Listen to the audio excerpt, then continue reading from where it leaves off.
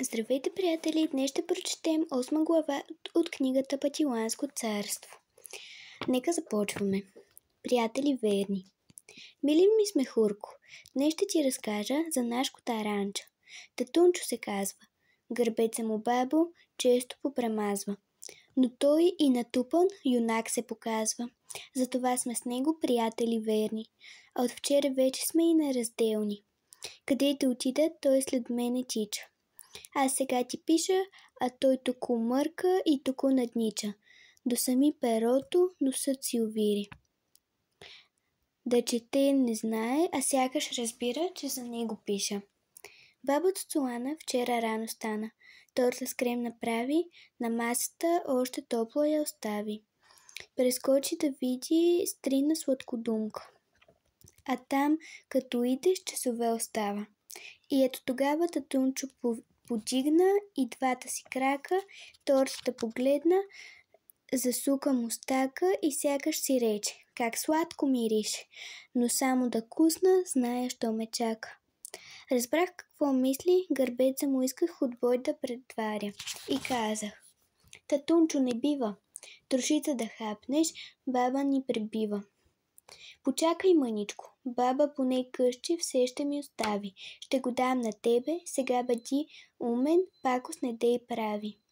Татунчо послуша, смъкна си краката, примижа и тръгна бавно към вратата.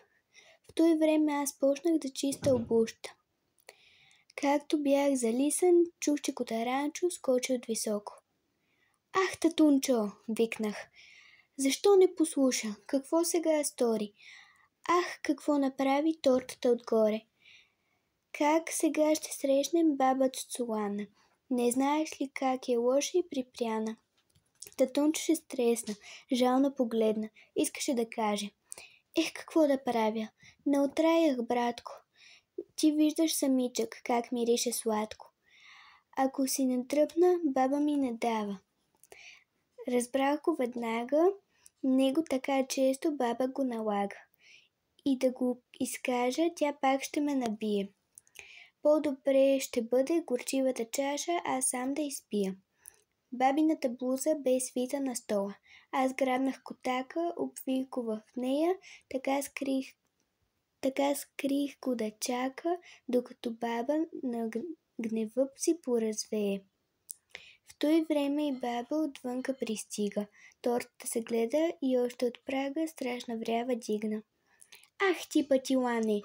От тук щом мръдна и пакост ще стане. На какво прилича тортата отгоре? Сега ще си идеш. Ти ли това стори? Бабо, аз такова. Нач теб такова, нач онакова. И тя ме удари, дигна да повтори, но назад се дръпна, очи кокори. Пред нея стоеше в широката блуза, изправен котакът, зарад него други той не ще да страда. От бой се не плаши никога юнакът. Ала баба грабна чепата тояга, добре го наложи.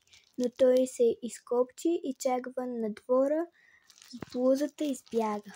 Така сме, Фурко, този път тъй се случи, че твой пътиланчо малко бой получи, ала котаранчо добре го отвлече. Хайде, стига вече, после пак ще пиша. Поздрав най-сърдечен, твой приятел вечен, весел Пътиланчо.